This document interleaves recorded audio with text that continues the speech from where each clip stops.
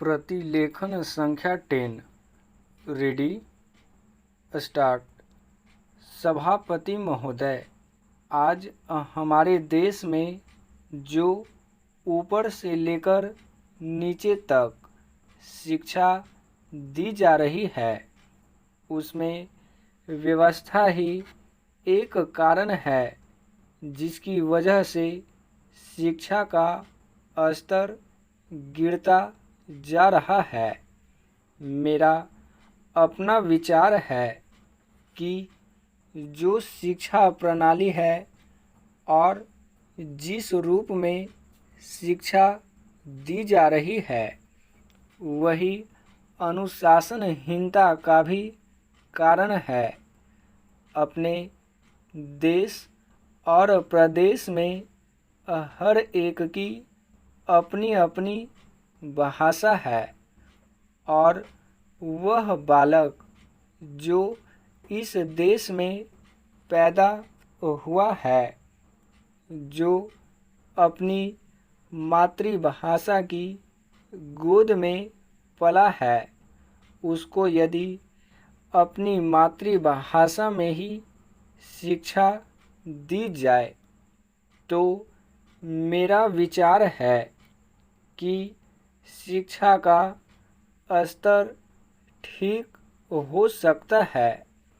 जो सबसे बड़ी भूल और कमी सरकार के द्वारा दी जाने वाली शिक्षा के संबंध में हो रही है वह यह है कि बालक की मातृभाषा में शिक्षा न देकर उसको उस भाषा में शिक्षा देने की व्यवस्था की गई है जो हमारे देश या प्रदेश की भाषा कभी रही ही नहीं।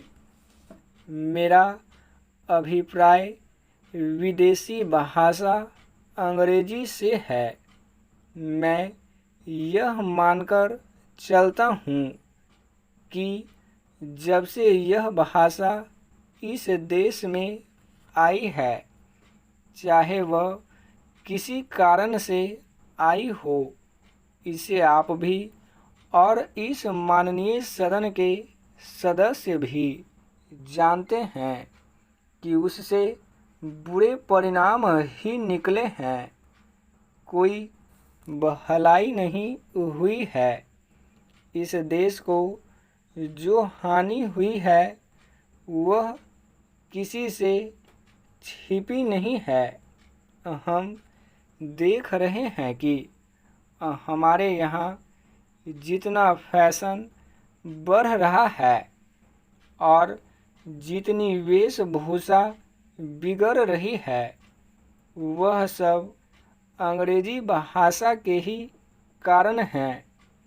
जिस समय यहाँ पर अंग्रेज़ों का राज्य था, प्रायः यह देखने को मिलता था कि वे लोग जो विशेष करके किसी न किसी तरह से सरकारी पक्ष के ही होते थे, अंग्रेज़ों से मिलने के लिए जाते समय अंग्रेजी वेशभूषा का ही प्रयोग करते थे।